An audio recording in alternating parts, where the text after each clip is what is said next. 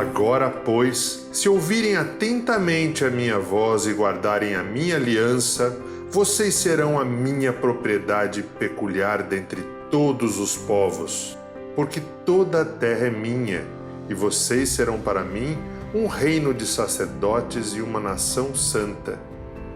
Vocês, porém, são geração eleita, sacerdócio real, nação santa, povo de propriedade exclusiva de Deus, a fim de proclamar as virtudes daquele que os chamou das trevas para a sua maravilhosa luz. Antes, vocês nem eram povo, mas agora são povo de Deus. Antes, não tinham alcançado misericórdia, mas agora alcançaram misericórdia. Promessas antigas, novas promessas, um novo tempo, novas lutas, novas histórias, e o Senhor permanece fiel. Louve e exalte ao Senhor, aquiete-se para ouvi-lo. Vamos juntos até o fim.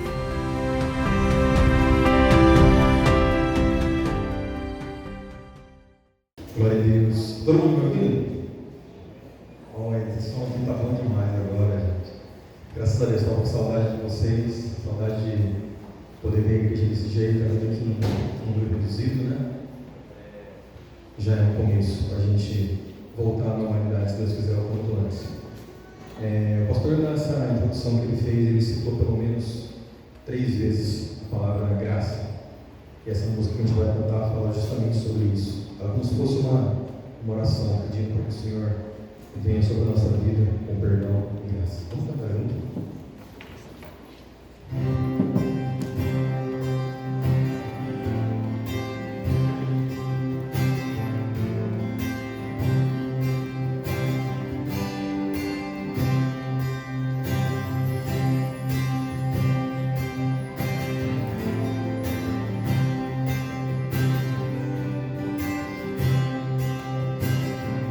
Confesso a ti, Senhor, que fraco eu sou, tão fraco eu sou, mas forte tu és. Eu venho a ti, Senhor, sem nada pra dar, só quero pedir, vem me ajuda, meu Deus. Confesso a ti, Senhor, que fraco eu sou, tão fraco eu sou, mas forte tu és. Eu venho a ti, Senhor, sem nada pra dar, só quero pedir,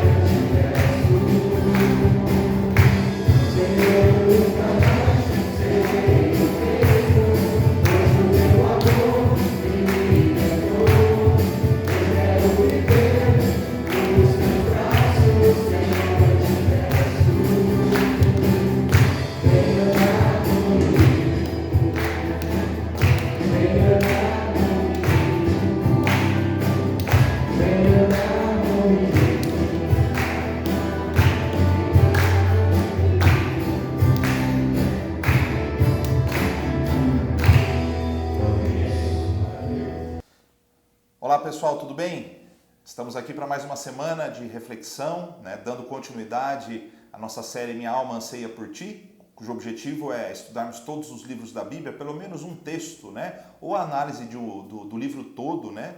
E conforme nós vamos fazer hoje, mas antes de dar a introdução do livro que nós vamos estudar, eu tenho certeza que você já ouviu a expressão ser mãe é padecer no paraíso, né? Eu nunca poderia definir o que sente uma mãe de verdade. Afinal, eu não sou e nunca serei mãe. Aí nós temos um problema, né? Porque há quem diga que só quem é mãe pode dizer o que sente uma mãe. E isso é verdade, até certo ponto. Mas, se a gente analisar, por exemplo, o trabalho de um historiador, o que faz um historiador? Ele analisa documentos, né? Ele analisa relatos, ele analisa descobertas que são feitas na história e então emite uma avaliação sobre aquilo que de fato ocorreu em determinado momento da história humana, né? De sociedades de maneira geral. Da mesma forma, nós poderíamos falar sobre sensações, sentimentos, o que passa uma mãe, o que sente uma mãe. Então, quando você analisa relatos de mães, livros que são feitos, pesquisas que são feitas a respeito do que sente uma mãe, eu e você, que imagine que você seja como eu, né?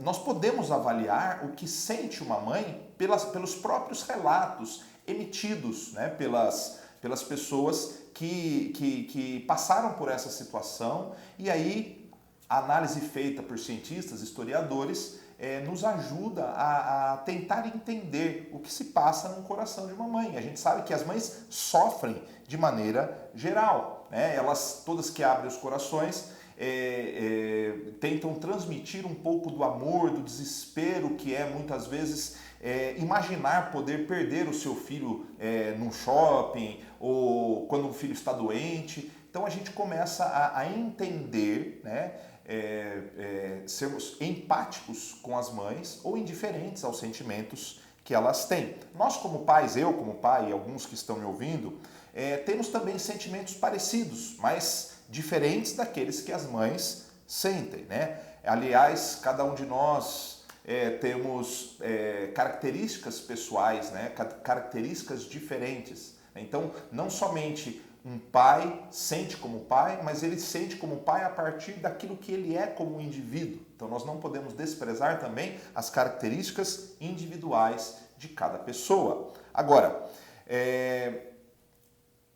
se a gente caminhar um pouquinho na sensação do que sente um pai ou uma mãe, eu queria propor para você refletir o que será que passa no coração de um pastor, né? E quando eu falo pastor, eu queria deixar bem claro duas questões aqui inicialmente. Primeiro, eu não vou fazer uma análise de um coração pastoral a partir das pessoas que simplesmente têm o título de pastor. Porque assim como pais e mães podem não demonstrar, sabemos que é exceção, podem não demonstrar amor pelos seus filhos, há pastores que não têm um coração pastoral. Eles têm um título emitido por uma instituição, mas talvez não tenham o coração pastoral que nós vamos analisar no texto aqui a seguir. E também, a segunda análise que eu queria fazer com você inicialmente é o seguinte: existem pessoas que não têm um título emitido por instituições religiosas, mas que exercem a função pastoral de cuidado do rebanho, cuidado de pessoas. Então, quando nós fizermos a análise do que vem a ser, do que se passa no coração pastoral, eu queria que você excluísse aqueles que não são pastores por vocação, podem ser por título, mas não são por vocação, e inserisse nessa análise aqueles que não são pastores por título, e aí, mas são pastores cuidadores por vocação. E aí nós podemos inserir todos os tipos de pessoa que de alguma forma cuidam das outras pessoas. Então, ao falarmos do coração pastoral, eu queria que você transportasse também todas as lições que aprendermos para a sua vida como indivíduo, né? Porque muitas das lições que nós vamos extrair aqui têm a ver com a nossa vida como seres humanos e, acima de tudo, como cristãos, para que nós possamos entender de fato qual é o nosso trabalho, qual é a nossa missão, qual é a nossa, deve ser o nosso propósito de vida. Eu quero estimular você a entender a missão da igreja, a missão pastoral e a sua missão como servo do Senhor.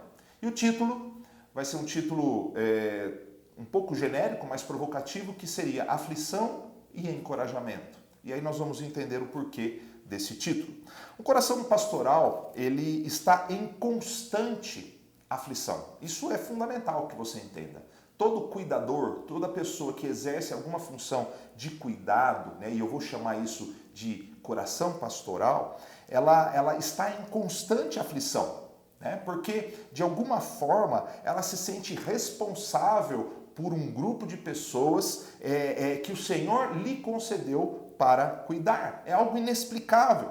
As dores alheias entram na nossa vida sem pedir licença. E quando eu digo nossa vida, porque eu me considero alguém com coração pastoral e não no sentido de exaltação. Alguém que recebeu essa missão do Senhor, que em alguns momentos vai falhar nessa missão, como já tenho falhado, mas que não deixa de sentir aquilo que alguém vocacionado sente. E as dores das pessoas entram na nossa vida sem pedir licença e se instalam de maneira impositiva. Não que isso não ocorra com você, mesmo que você não seja um pastor. Isso ocorre com qualquer um de nós. Quando nós vemos uma reportagem, escutamos uma história de alguém que está sofrendo ou em situação de vulnerabilidade. As pessoas se sensibilizam com as histórias tristes. Mas para os líderes e cuidadores, para os pastores, não de ofício, como já disse, mas aqueles que têm o coração pastoral, a dor alheia é matéria-prima da vida e do trabalho. Fica aqui também a minha solidariedade a todos os profissionais, psicólogos, terapeutas que trabalham com a alma humana e que de alguma forma também sentem este peso de sentir as dores das pessoas às quais têm dedicado o seu tempo e o seu cuidado.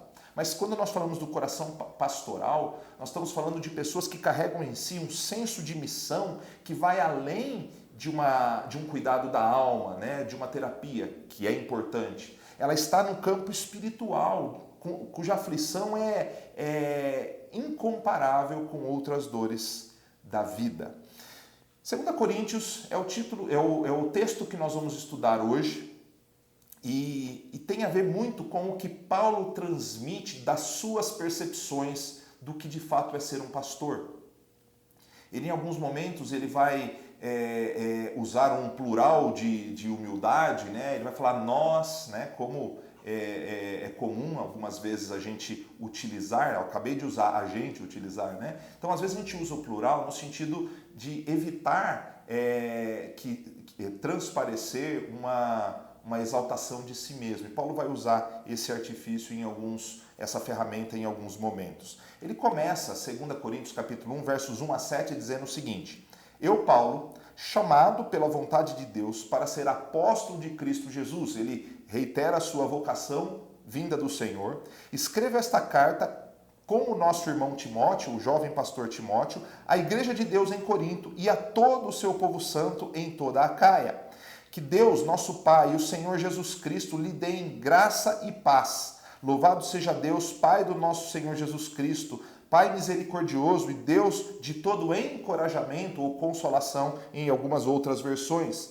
Ele nos encoraja em todas as nossas aflições, para que com encorajamento que recebemos de Deus, possamos encorajar outros. Né? Encorajamento será derramado sobre nós por meio de Cristo Jesus. Mesmo quando estamos sobrecarregados de aflições, é para o encorajamento e a salvação de vocês, pois quando somos encorajados, certamente encorajaremos vocês, e então vocês poderão suportar pacientemente os meus sofrimentos, os mesmos sofrimentos que nós.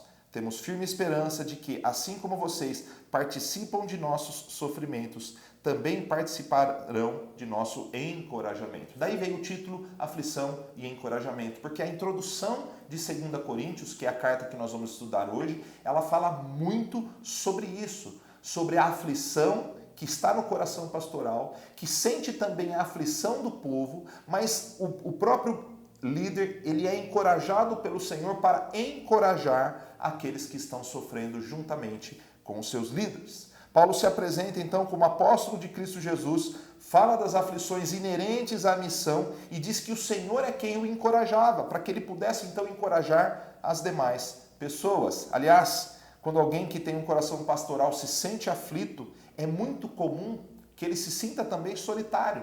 E nessa solidão é que nós reconhecemos que somente o Senhor é capaz de nos fortalecer, de nos encorajar para continuarmos a servirmos. Vejamos então algumas características do coração pastoral e algumas coisas que acontecem na vida dos cuidadores normalmente. A primeira delas, a necessidade de se reafirmar constantemente o seu propósito. Olha, eu vou ler com vocês mais alguns versículos porque é importante, mas você pode depois ler a carta toda e você vai perceber isso que eu estou te falando.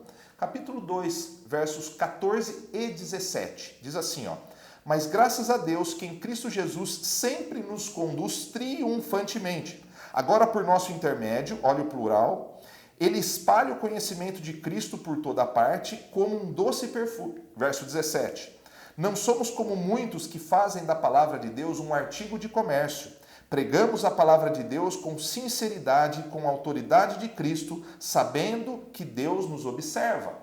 O que Paulo está fazendo aqui é reafirmando o seu propósito, se diferenciando das pessoas que mercadejavam a palavra de Deus, que usavam a palavra de Deus como ferramenta de manipulação, e ele diz que ele faz isso por consciência, sabendo de que Deus o está acompanhando. Ele chamou e ele o acompanha e o responsabilizará pelos seus atos. Capítulo 3, versos 1 e 2 diz assim, será que estamos começando a nos recomendar outra vez? Somos como aqueles que precisam entregar-lhes ou pedir-lhes cartas de recomendação? Vocês mesmos são a nossa carta, escrita em nosso coração para ser reconhecida e lida por todos.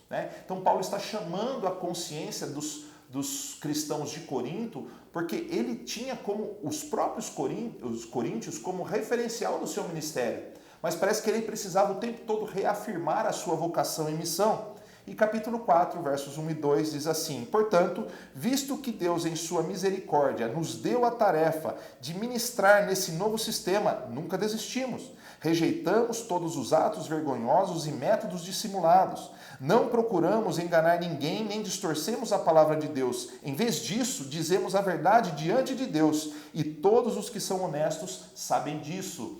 Irmãos, vocês vão perceber que eu vou citar muito a ideia de não sermos vítimas, de não nos colocarmos como vítimas, Nem pastores, nem líderes, nem professores, nem qualquer tipo de pessoa que cuida em nome do Senhor. Mas, vira e mexe, nós somos acusados, ultimamente nós vivemos a era do taxar as pessoas disso ou daquilo, A gente pode ser acusado de não ser cristão, de ser manipulador, de ser humanista, filósofo, Então, às vezes, as pessoas esquecem de olhar para nós, para cuidadores, e entenderem qual é de fato o propósito que tem.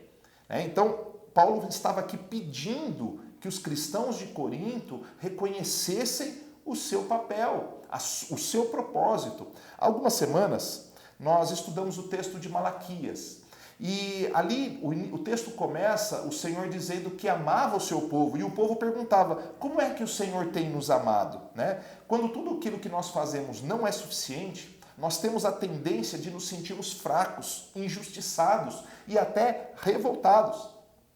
Um pai e uma mãe também sentem isso, porque fazem tudo pelos seus filhos, na regra, sabemos que há aqueles que não fazem, mas nós procuramos fazer o melhor e às vezes somos rejeitados por coisas pequenas que deixamos de fazer ou porque nós somos falhos em algumas questões. Nem sempre é fácil lidar com acusações, com ingratidão, com injustiça, mas o chamado de um pai e de uma mãe é educar. Assim como de um pastor ou de um líder com coração pastoral, é cuidar, ensinar, corrigir, estimular, mesmo diante da ingratidão e da injustiça. Porque nem sempre nós somos reconhecidos. Quantas e quantas vezes eu já me vi ensinando e depois de tanto tempo de dedicação, sozinho. Isso é comum e volto a falar, isso não é vitimismo nem autopiedade, isso simplesmente faz parte da missão. Quantas e quantas vezes os pais se sentiram assim? Faz parte da vida, Nós dedicamos o nosso tempo e temos que reafirmar a nossa posição, mas isso não significa que nós receberemos na mesma medida conforme veremos daqui a pouco. É muito desgastante? Sim, mas vez por outra nós teremos que reafirmar para as pessoas a razão daquilo que fazemos. Nós teremos que olhar nos olhos das pessoas e dizer, você sabe que o meu propósito é esse, você tem visto a minha conduta, é triste, Nós não estamos nos defendendo, mas o que Paulo está fazendo é reafirmando o seu chamado. A realidade é mais dura do que nós gostaríamos. Há líderes, sim, que só pensam em dinheiro e fama, mas isso não é a verdade para a maior parte dos líderes.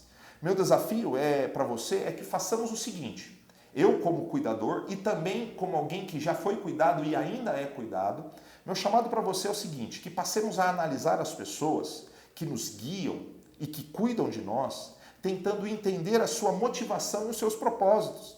E se tivermos dúvidas, que nos aproximemos, que conheçamos essas pessoas e tenhamos uma boa dose de compaixão para com elas, para entendermos o que se passa naquele coração. A vida aí fora já está bem difícil, por isso, se nós começarmos a praticar a compaixão, nós teremos bons resultados. Muitas pessoas têm investido o seu tempo no cuidado umas das outras, né? Líderes de ministérios, pessoas que cuidam de idosos, de moradores de rua, pessoas que estão nas comunidades, coordenando comunidades, professores, e às vezes o que nós precisamos entender é que pessoas não são produtos, assim como o evangelho não é um produto. Porque o que acontece muitas vezes é que nós esperamos muito, Esperamos muito e esquecemos de reconhecer o amor de um pai, de uma mãe, de um líder, de alguém que tem um coração pastoral. Se muitos se dedicam de coração, precisamos reconhecê-los e honrá-los. Paulo já havia dito isso também em 1 Tessalonicenses capítulo 5, versos 12 e 13. Irmãos, honrem os seus líderes na obra do Senhor. Eles trabalham arduamente entre vocês e lhes dão orientações. Tenham grande respeito e amor sincero por eles, por causa do trabalho que realizam. E vivam em paz uns com os outros. Não pensem que é fácil para mim estar falando sobre isso, mas quando escolhi falar em 2 Coríntios, sabia que o desafio era também, talvez, advogar em causa própria, Mas não quero que você se sinta, não sinta que eu estou aqui advogando em causa própria por interesse pessoal, pelo contrário, Porque o texto está dizendo isso. Então, se o texto diz, nós pregamos sem medo, tá bom?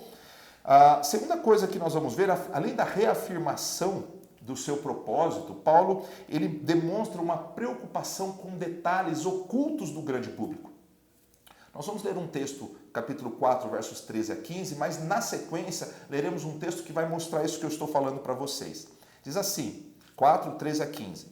Continuamos a pregar porque temos o mesmo tipo de fé mencionada nas Escrituras. Criei em Deus, por isso falei. Sabemos que Deus, que ressuscitou o Senhor Jesus, também nos ressuscitará com Jesus e nos apresentará a Ele junto com vocês. Tudo isso é para o bem de vocês. E à medida que a graça alcançar mais pessoas, haverá muitas ações de graças e Deus receberá cada vez mais glória. Eu sei que alguns aqui não terão a mesma experiência que outros, mas geralmente pais, mães, pastores e líderes pensam em detalhes que não são vistos pelo grande público. Nem sempre aqueles que são beneficiados pelo trabalho que fazemos acabam enxergando os benefícios desse trabalho. Paulo fazia e sabia que as pessoas não entendiam esses benefícios, mas ele continuava a fazer. Ele acumulava pequenas e grandes preocupações, porque é isso que forma o coração de um cuidador, de um pastor. Bons líderes devem se preocupar com a formação das pessoas, mesmo que elas não reconheçam o esforço.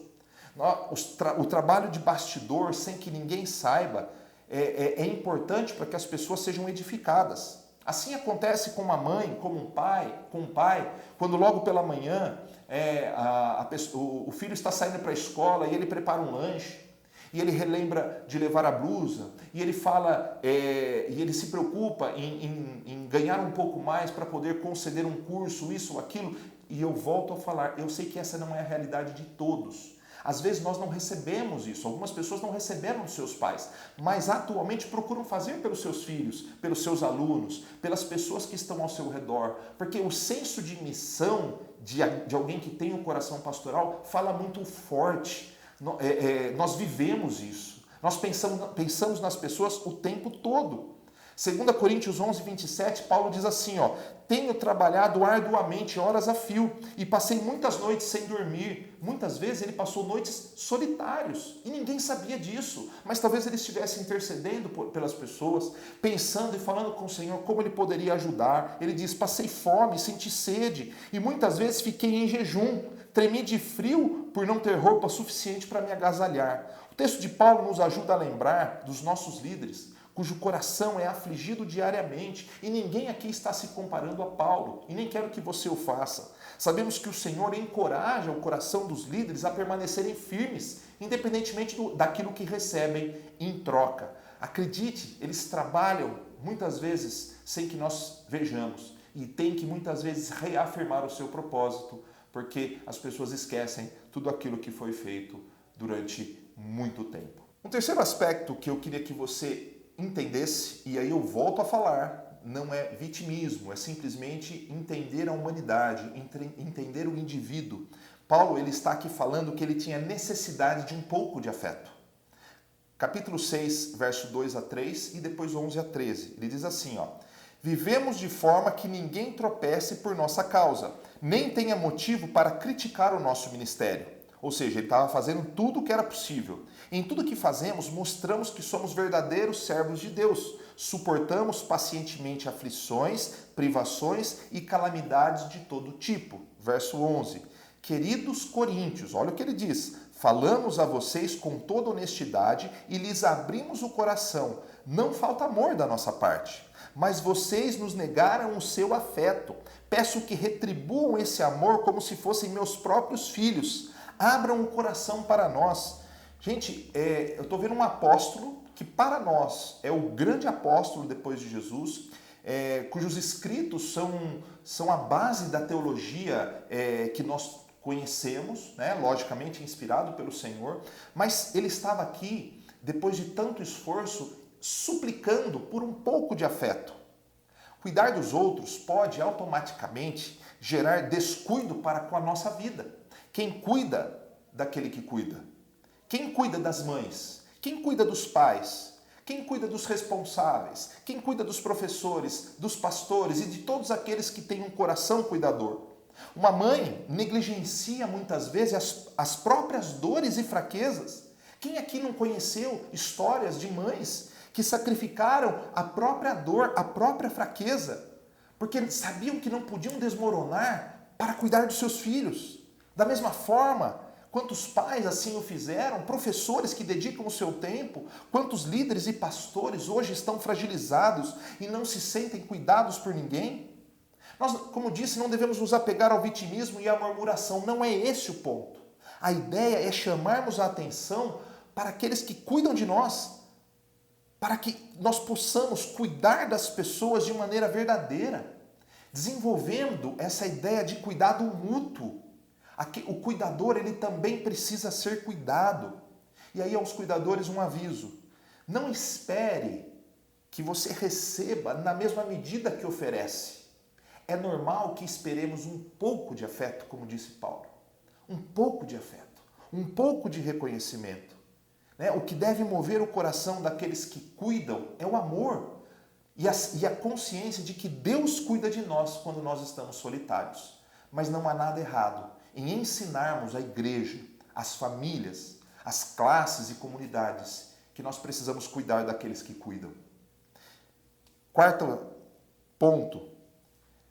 Paulo fala que ele tinha disposição, não com essas palavras, mas ele tinha disposição para corrigir e estimular. Capítulo 7, versos 2 a 4. Peço-lhes que abram o coração para nós, não prejudicamos ninguém, nem desencaminhamos ninguém, nem nos aproveitamos de ninguém. Não digo isso para condená-los. Já lhes disse que vocês estão em nosso coração, estamos juntos, seja para morrer ou para viver. Tenho muita confiança em vocês e de vocês tenho muito orgulho. Vocês têm me encorajado grandemente e me proporcionado alegria, apesar de todas as nossas aflições. Corações movidos pelo amor têm disposição tanto para corrigir quanto para inspirar e encorajar. Saber dosar essas duas realidades é próprio dos bons líderes. Paulo corrigia os seus ouvintes e ele o fez de maneira severa na primeira carta. Mas ao mesmo tempo, ele demonstrou confiança em seus liderados e se colocou à disposição sob a hashtag Estamos Juntos, né? Foi isso que ele fez, ele inaugurou o TMJ, né? Estamos juntos para viver ou para morrer. Se você tem filhos ou netos, sobrinhos de quem cuidou, sabe que em alguns momentos somos duros e ficamos a pensar se fomos justos. Quantas vezes eu já tive que pedir perdão para minha filha porque eu ultrapassei o limite. No intuito de exortá-la, eu ultrapassei o limite, tive que voltar e consolá-la, né? Encorajá-la e estimulá-la. É muito bom que os líderes tenham essa dose. Pais, mães e líderes em geral sentem uma grande alegria e senso de dever cumprido quando veem aqueles de quem cuidaram, cumprindo o seu papel, crescendo e se tornando alguém na vida. Há um orgulho secreto, um sorriso contido e a sensação de que valeu a pena todo o esforço. Erramos? Muitas vezes. Erraram comigo? Com certeza. Mas se o propósito era exortar e encorajar, instruir e conduzir, nós temos que reconhecer aqueles que fizeram por nós e procurar fazer também por aqueles que o Senhor nos conceder. Por fim, um estado de alerta constante marca a vida dos cuidadores. Olha o que Paulo diz em 2 Coríntios 11, versos 28 a 29. Além disso tudo, sobre mim pesa diariamente a preocupação com todas as igrejas. Quem está fraco que eu também não sinta fraqueza? Quem se deixa levar pelo caminho errado que a indignação não me consuma? Esses dois versículos resumem um pouco da vida de quem tem um coração pastoral, cuidador. É impossível se desconectar. Um coração pastoral se fere a cada ferida sofrida por aqueles de quem se sente responsável. Quando um filho pequeno está doente, ficamos em alerta constante. Ao primeiro barulho, estamos atentos e levantamos. Ao primeiro choro, nós nos desesperamos. O que será que aconteceu? E nas dores, nós dizemos, queria que fosse comigo e não com ele. Eu não estou dizendo que todos os cuidadores sentem o que sente um pai e uma mãe. Mas eu estou dizendo que os cuidadores, assim como Paulo o foi, sentem sim as dores dos seus liderados. Em uma medida ou outra, nós sentimos. Talvez não plenamente. Talvez nem todos os cuidadores sintam da mesma forma. Mas nós sentimos de alguma forma. Quando alguém se desvia dos caminhos, nós sofremos e somos consumidos. Nós nos entristecemos e às vezes até nos iramos. E gostaríamos de ter o poder de mudar a situação. Por quê? Volta. O que você está fazendo da sua vida? Um coração pastoral, assim como um coração cuidador qualquer, é um coração que sofre as dores das ovelhas feridas, que se fragiliza com os fragilizados. Da mesma forma, quando alguém se afasta do caminho correto, ou quando age de maneira equivocada, nós ficamos indignados. Nós estamos em estado de alerta constante. Nós percebemos quando o tom de voz muda. Nós percebemos quando a fisionomia muda. Nós percebemos quando a atitude muda. E não é porque nós somos melhores do que outros, mas pais e mães são instruídos por Deus a cuidar dos seus filhos. Deus dá a pais e mães ferramentas para que enxerguem, para que busquem nele olhar para os seus filhos, para aqueles que estão sob sua responsabilidade, para entenderem que é seu papel ensinar, corrigir. Da mesma forma, pastores, líderes, com um coração pastoral, precisam buscar essa sensibilidade que vem do alto, para que possamos guiar as ovelhas que o Senhor nos conceder. Algumas considerações finais. Inicialmente, eu gostaria de lembrá-los, inicialmente nessa consideração final, como eu afirmei no início, não estou aqui inserindo neste grupo de pessoas aqueles que são líderes, têm títulos de pastor, mas não têm o coração pastoral. Mas também estou inserindo aquele grupo de pessoas que têm o coração pastoral, mas não têm títulos. E aí sim podemos inserir mulheres, jovens, idosos, não importa. Todos aqueles que de alguma forma Deus dotou com esse coração pastoral. Eu quero abrir meu coração para vocês um pouquinho. Eu não me julgo, nem um pouco importante, não chego aos pés de líderes como o apóstolo Paulo e nem líderes da contemporaneidade. Mas eu confesso que há momentos que eu sinto dores semelhantes a essas que Paulo está compartilhando com a igreja de Corinto. Eu vejo pessoas em nossa comunidade, em outras comunidades, que sofrem as mesmas dores. Pessoas que têm esse coração de cuidado.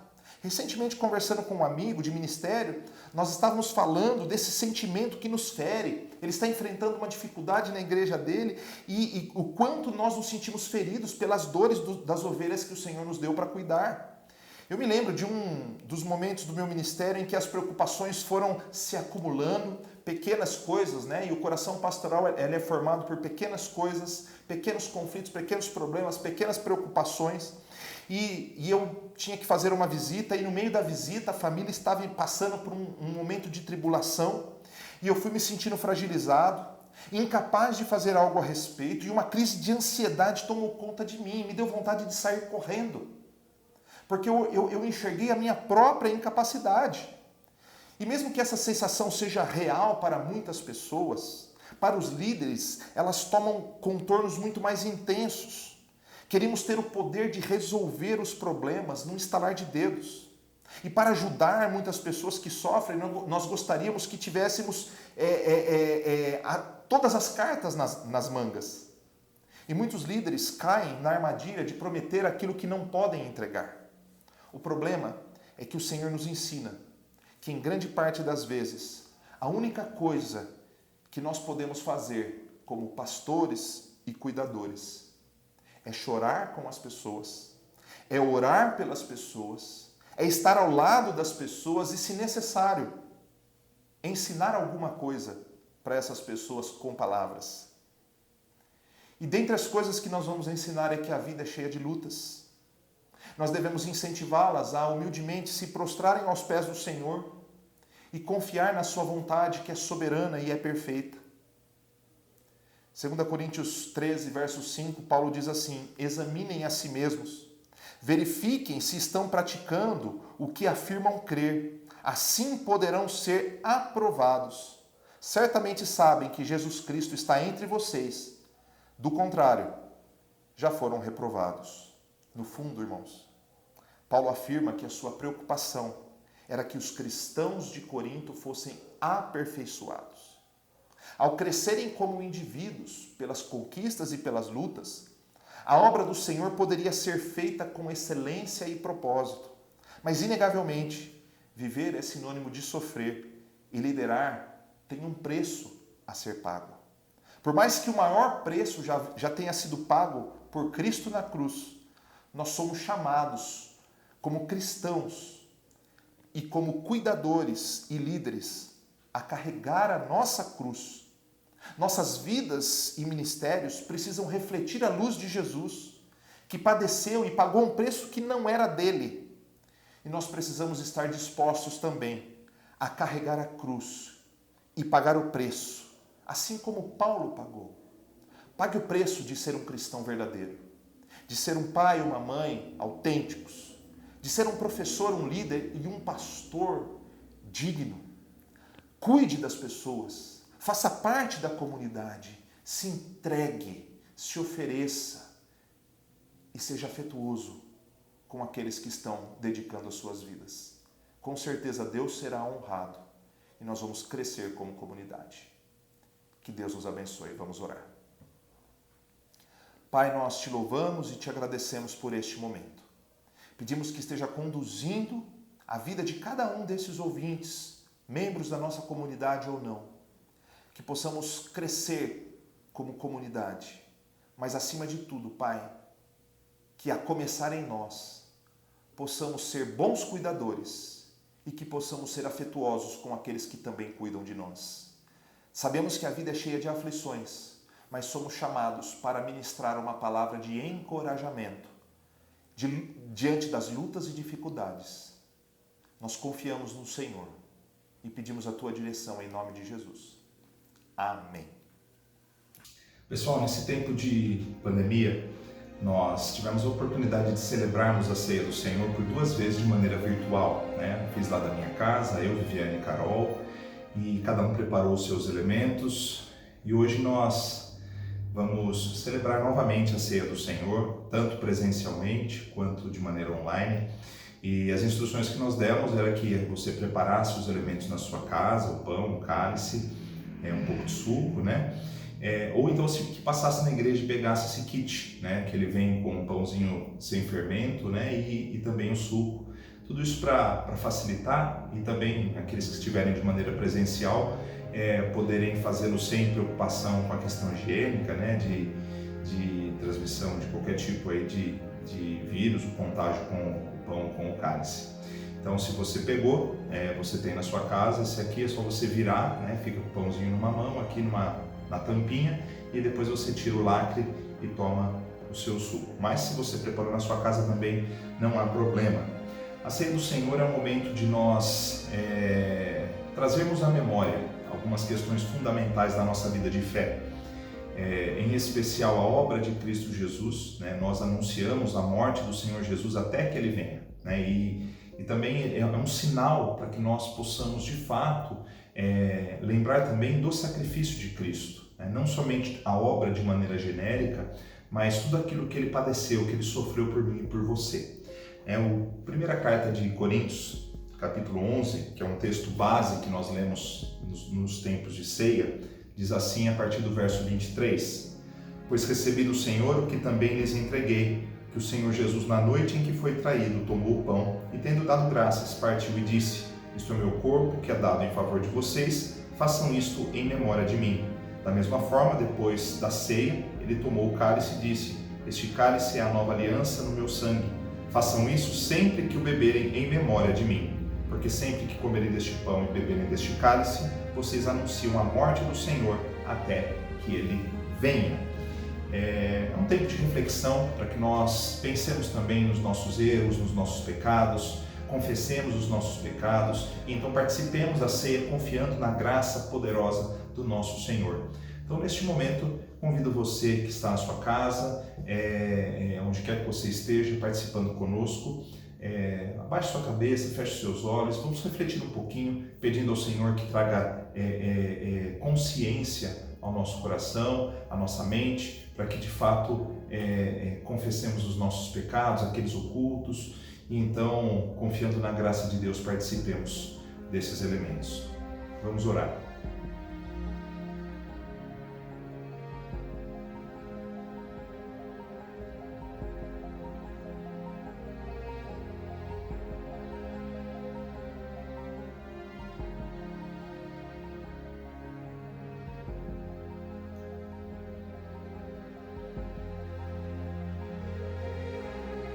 Senhor, nós te louvamos e agradecemos por este momento, pedimos a tua direção, pedimos ao Pai que traga consciência a cada um de nós dos nossos pecados, convence, Senhor, muitas vezes o nosso coração endurecido, para que de fato confiemos na tua graça e rejeitemos, Senhor, tudo aquilo que te desagrada.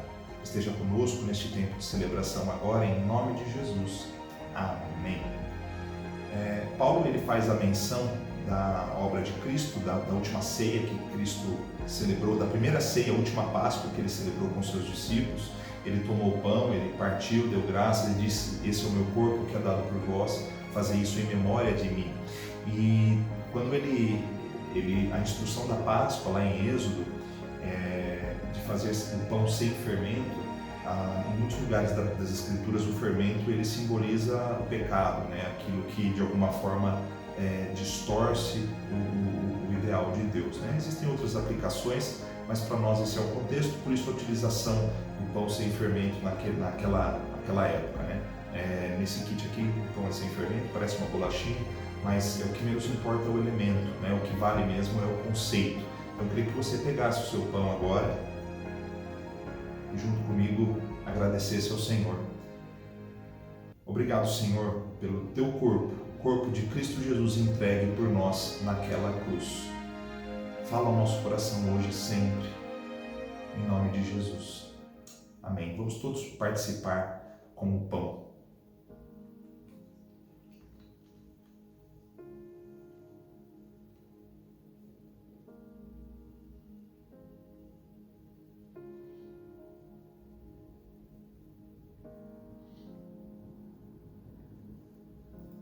Da mesma forma, depois dele ter comido o pão com seus discípulos, Paulo diz que ele tomou o cálice e disse que esse cálice era o símbolo da nova aliança. A antiga aliança era feita a partir de sangue de animais, né? Então, sem o derramamento de sangue não haveria remissão dos pecados.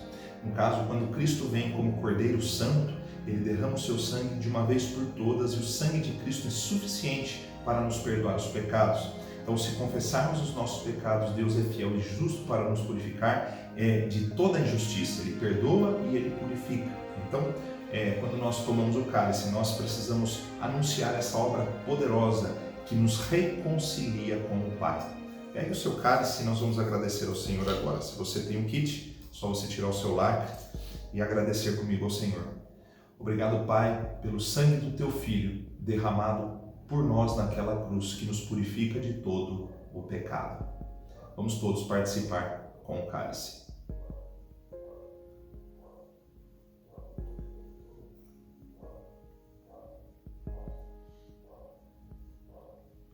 Mais uma vez, Senhor, nós te agradecemos e pedimos que continue a falar aos nossos corações, que diariamente nos recordemos da sua obra.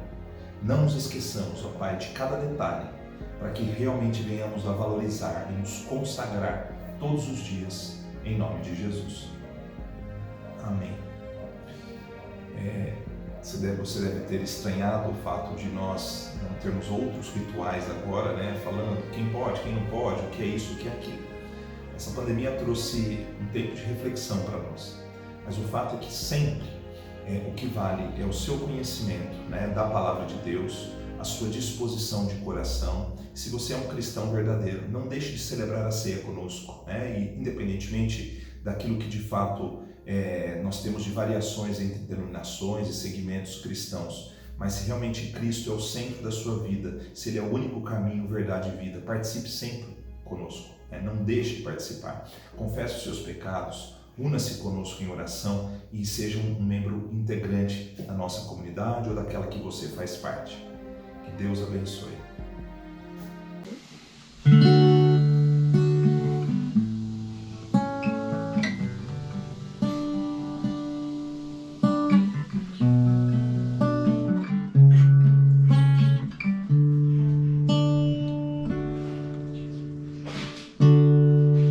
Te dou meu coração e tudo que há em mim. Entrego meu viver por amor a ti, meu Rei. Meus sonhos rendo a ti e meus direitos dou. O orgulho vou trocar pela vida do Senhor. E eu entrego tudo a ti, tudo a ti. E eu entrego tudo a ti, tudo a ti.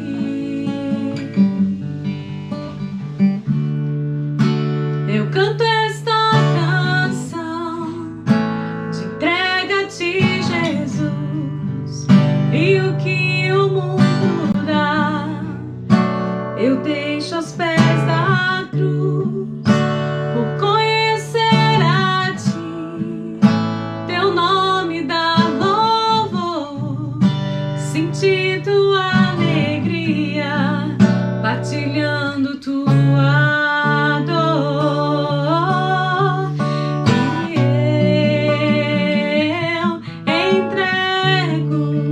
Tudo a ti, tudo a